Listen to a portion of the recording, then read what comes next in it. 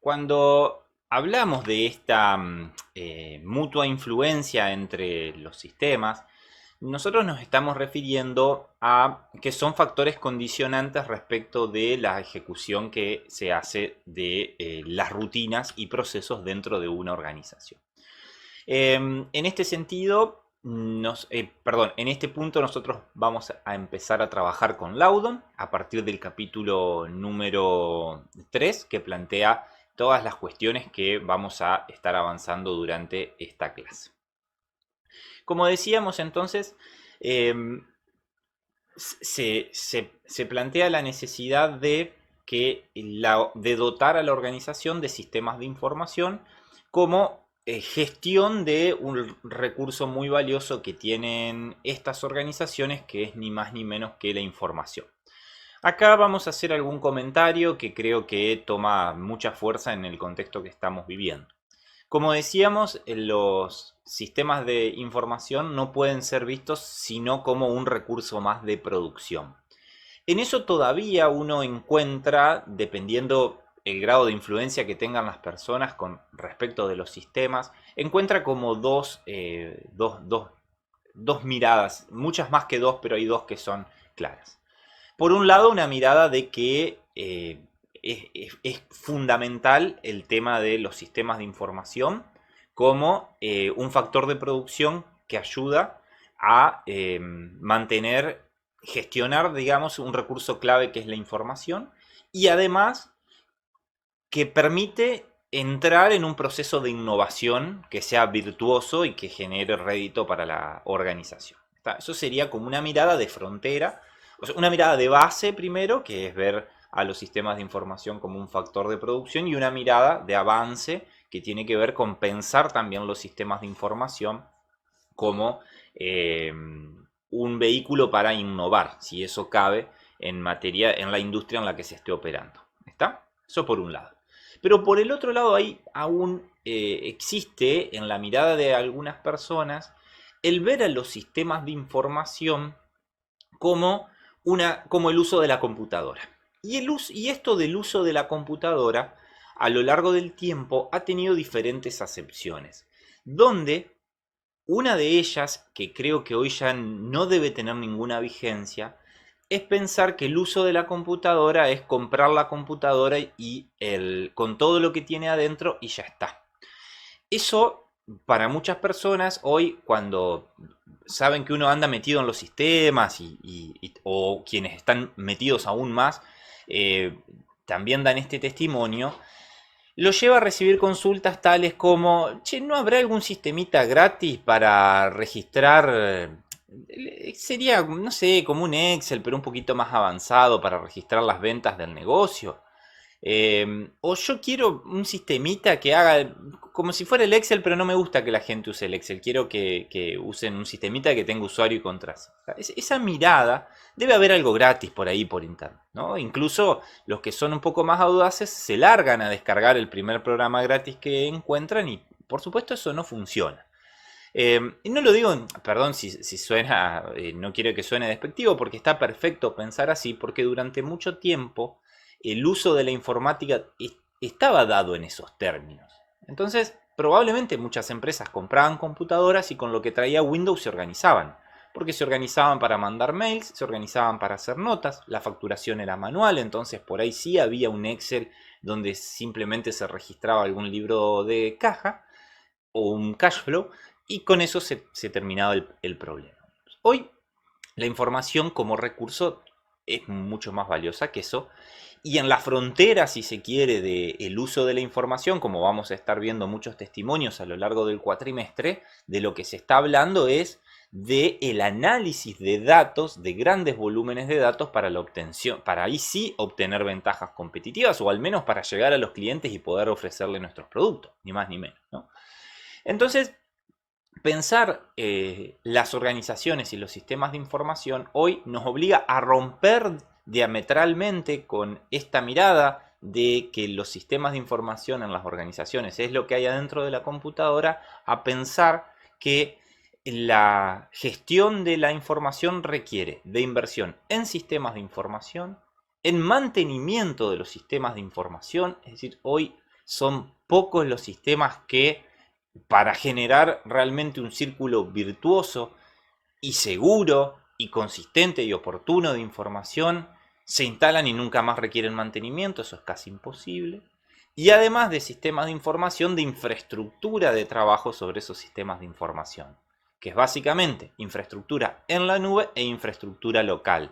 No podemos hoy dejar de pensar los sistemas de información en las organizaciones si no pensamos en una infraestructura en la nube, que va a ser desde lo más pequeño, que lo vamos a estar viendo acá en la parte práctica a lo largo del cursado, que es tener una sincronicidad entre los archivos locales y los archivos en la nube, lo más sencillo, hasta que también es de línea de base, pero es un poquito más avanzado, que es tener un servidor en la nube, que va a generar diferentes procesos, de los cuales muchos de esos van a estar orientados al cliente externo y otros van a estar orientados a los equipos de trabajo en una confluencia que siempre es necesaria y muy recomendable, ¿no?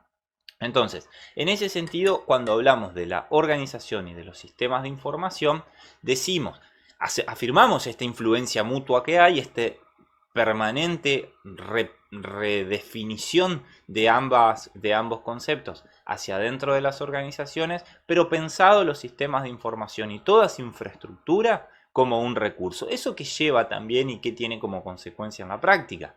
Que hoy, ¿habrá un sistemita para esto? No es cuánto hay que invertir para desarrollar o contratar y mantener un sistema de información y la infraestructura necesaria para llevarla a cabo.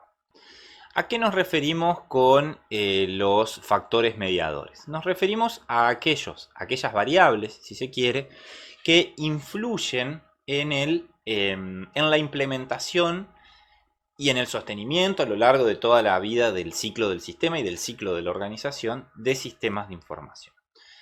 Si nosotros desembarcamos, y hoy está pasando mucho en estos procesos de transformación digital, que en organizaciones que no dieron aún el salto, si se quiere, en términos de la incorporación de tecnologías para sus procesos, pero que lo están dando, se está dando mucho la situación de implementar nuevas soluciones, implementar nuevos servicios informáticos o de sistemas a sus procesos, ¿no? Entonces, por ejemplo, donde un proceso enteramente llevado en papel y con expedientes en papel, que no tenía un reflejo informático que permitiera controlar el estado de ese proceso, como cualquier proceso de administración pública, ¿no? Donde hay un pedido, hay una serie de procesos de contrataciones y demás, hasta que en el output se cumple ese objetivo. En todo caso, podemos hablar más en detalle después, pero no viene el caso. Y en ese proceso, que es enteramente en papel y que no tenía ningún registro en términos de sistemas, incorporamos un sistema de workflow con base de datos que nos permite ir generando un seguimiento desde el input, es decir, desde que empieza hasta que termina, digamos, con la intervención de múltiples áreas y demás, y algunos controles de usuario, y también con información para lo que son los clientes externos, que son en general los peticionantes de esa solución dentro de la misma organización, ¿no? Y claro, de pronto uno se encuentra, cuando arranca con mucha fuerza estos proyectos, son los más lindos en general, porque no se arranca en una base muy alta, sino que se arranca de un proceso que está en papel, con lo cual cualquier mejora es exponencial, digamos. Entonces se empieza con un montón de buenas ideas. En general, en este caso en particular, no nos hemos frustrado realmente, al contrario, hemos ido creciendo en términos de las ideas que hemos ido planteando y generando. Pero claro, uno se encuentra al momento de desarrollar estas soluciones con que existen una serie de factores que van condicionando. La primera de ellas, el primer factor, es la estructura de la organización. Sabemos muy bien que cuando hablamos de estructura de la organización estamos hablando ¿de qué? De la pirámide organizacional, ¿no? Es decir, y no solo de la pirámide en términos de saber quién da las órdenes y quién las recibe, etcétera, sino de la pirámide organizacional en relación al organigrama, es decir, la estructura completa, así cómo se dibujan las diferentes áreas de la organización y cómo se ubican en la estructura jerárquica, ¿no? Y claro, esto es clave, porque En primer lugar es clave por dos cuestiones que son interesantes y está muy relacionado con el punto C, que es la política. Las políticas organizacionales, no confundamos con política en términos de ejercicio de partidario, etcétera, sino la política en relación a cuáles son los grandes ejes, lineamientos que organizan la vida de la organización. Cuando hay determinada política tendiente a la generación de innovaciones, de digitalización, de transformaciones y demás, esa estructura la adopta de determinada forma y permite o no u obstaculiza el desarrollo de transformaciones hacia adentro de la organización. Entonces, de pronto una primera cuestión que hay que observar es si los diferentes actores dentro de la organización pertenecen a un mismo área o a diferentes áreas, si jerárquicamente están unos encima de otros o cómo se relacionan. Eso es una cuestión que va a afectar fundamentalmente la implementación de los sistemas. La va a afectar desde el punto de vista de los controles, del otorgamiento de usuarios, del uso de las salidas del sistema de información, es decir, qué reportes para la gestión de esos procesos, de esa información va a haber. Y siempre acá aparece el ABC, es quienes están más arriba en la estructura organizacional van a estar interesados en las salidas del sistema de información para poder tomar decisiones, controlar y coordinar acciones. Eso es típico.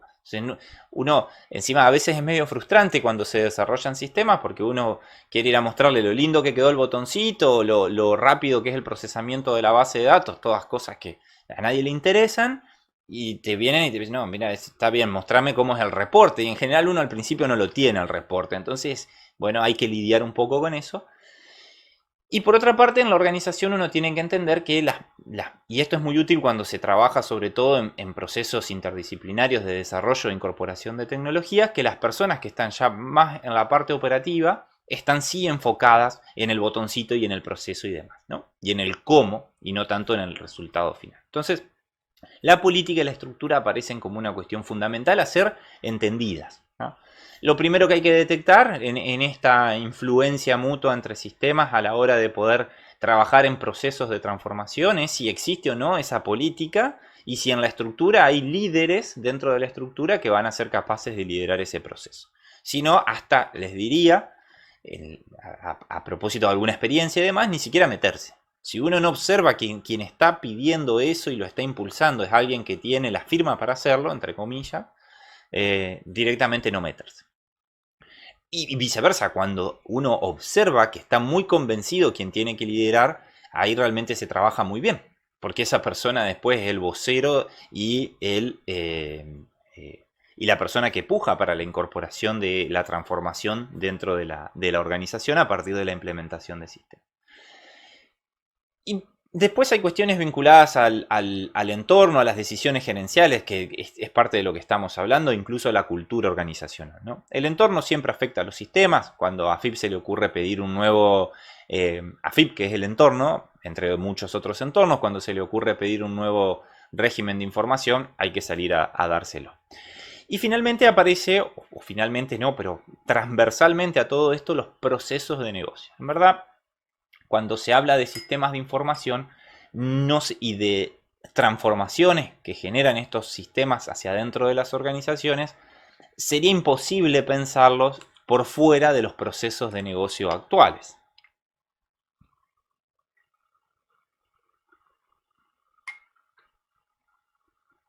¿A qué nos referimos con procesos de negocios o de qué estamos hablando? Por si las dudas este concepto no está internalizado. Por proceso de negocios nos referimos a aquellas rutinas y actividades y procesos que sirven para ejecutar y llevar adelante las actividades operativas que permiten el cumplimiento de los objetivos dentro de la organización. Por ejemplo, si hay que generar un presupuesto para un cliente, hay un proceso de negocio que está mediando la generación de un presupuesto. Si en una oficina pública, como el ejemplo que comentábamos, existe un pedido de un área hacia otra para la compra de algún insumo, de algún material o la prestación de un servicio, ahí hay todo un proceso complejo de negocio que se debe ejecutar para poder cumplir con esos pedidos, etc., ¿no? Entonces, claro, los sistemas de información van a tener que salir a comprender muy bien esos procesos de negocio para poder de alguna manera generar la gestión de información que requieren esos procesos de negocio. E incluso, y esto es clave, en esa íntima relación como factor mediador que son los factores de negocios y los sistemas de información, los sistemas terminan por moldear esos procesos de negocio. Le voy a poner un ejemplo que surgía hoy también, lo tengo muy fresco porque lo estuvimos charlando hasta hace un rato. Entonces, hay un proceso, como yo les decía, sin entrar demasiado en detalles, donde se solicitan determinados servicios que tienen que ver muchas veces con reparaciones y demás. Y la persona del área que se encarga de dar ingreso a ese input, a ese proceso, una de las cuestiones que me planteaba a la hora de revisar ya un sistema que estamos implementando, me dice, pero mira, yo nunca tengo manera de saber cuándo se cumplió y se entregó el bien una vez que ya está reparado. Y eso evidentemente es una falla del proceso de negocio. Entonces, ¿qué acordamos? Que íbamos a incorporar una instancia en el sistema que va a mostrar todos los ingresos que ha habido que no han tenido salida. Entonces, bueno, ahí queda la tarea hacia adentro de la organización de rendir cuentas respecto de ese listado de ingresos que no han tenido una salida. Ah, sí, perdón, yo no te avisé, pero ayer esto salió y se le hizo tal o cual cosa. Ah, bueno, está, lo ingreso en el sistema y ahora sí deja de figurar. Entonces, los sistemas en este tipo de cuestiones tienen capacidad de ajustar esos procesos de negocio justamente y por eso aparecen como un factor mediador entre sí, ¿no? Eso es súper interesante. Yo creo que es la parte donde además ya vamos a ver, por ejemplo, lo que es rediseño de procesos de negocio como parte de los temas teóricos. E incluso hay sistemas como Bonita Software, que siempre lo recomiendo y alguna vez he mostrado pantallas y demás. Nunca nos pusimos a usarlo por ahí por miedo a que resulte un poco complejo, pero no es difícil. Que permiten este tipo de software, pueden buscarlo en la web. Bonita Software tiene una versión community que es gratuita, después tiene una versión pro que es de pago. Permiten rediseñar los procesos de negocio y no solo eso, sino implementarlos a través de formularios, modelos de negocios que son como tiro la info a las bases de datos y reportes para la toma de decisiones, además de toda una plataforma y una estructura en la nube que organiza quiénes son los usuarios que hacen cada cosa a través de bandejas de trabajo. Una maravilla realmente en términos de lo que permite ese tipo de sistemas, ¿no? Son sistemas de BPM. BPM es lo que se conoce como Business Process Manager, es decir, los manejadores, los gestores de procesos de negocios hacia adentro de las organizaciones. Entonces, como factor mediador, y en esto, como yo les decía, además de haber sistemas en los que quizá hasta podríamos intervenir adquiriendo algunas capacidades, nuestro rol como profesionales en las ciencias económicas es estar mirando justamente esos procesos. Y hay una cosa, esto es anecdótico y con esto cerramos y vemos el gráfico de Loudon donde se plantean los factores mediadores. Hay una cuestión que es casi anecdótica, que muchas veces cuando se participa de estos procesos de transformación hacia adentro de las organizaciones, la persona que está por ser desarrollador, por ser la persona que hace la lectura de los procesos junto al desarrollador, termina conociendo más del proceso completo organizacional que las personas que trabajan en la organización hace mucho tiempo. Con humildad lo digo, porque muchas veces las personas que trabajan hace mucho tiempo trabajan en un área, hacen la parte del proceso que corresponde a ese área y lo otro tienen alguna idea. Muchas veces ni siquiera cuando son organizaciones y procesos muy complejos, y está bien que así sea porque hay cuestiones de control, de especialización, un montón de cuestiones que obligan a la división funcional, pero que es a veces muy interesante ver cómo quien se pone en el desarrollo de nuevos proyectos sí tiene la mirada y termina a veces explicándole, entre comillas, el proceso a quienes ya son parte de la organización. Eso es interesante. Incluso las grandes algunas organizaciones grandes incorporan dentro de sus staff permanentes a lo que se denominan analistas de calidad o analistas de proceso, que son personas que no tienen ninguna actividad operativa exclusiva, pero que sí andan por toda la organización viendo cómo se hacen las cosas y cómo se pueden mejorar esos procesos para volverlos más eficientes, y para no solo volverlos más eficientes, que es como el discurso al que estamos acostumbrados, sino también para ver cómo desde ese proceso se puede gestionar en el marco de los procesos 4.0 y la transformación digital, que son cosas que están muy en boga, que en definitiva es cómo exprimo un poco más el proceso para sacar más información para después aprovecharla. Por ejemplo, si hay un proceso de venta donde aparece un montón de información del cliente que se estaba perdiendo, como cuáles son sus intereses, cuáles son los recorridos que hace en un proceso de compra, cuáles son las búsquedas que hace, cuáles son los productos por los cuales consulta, eso muchas veces se pierde. Bueno, ¿cómo se puede recuperar? Bueno, hay personas que están dedicadas exclusivamente en las organizaciones a mirar esas cuestiones hacia adentro y a estar pensando todo el tiempo procesos de calidad.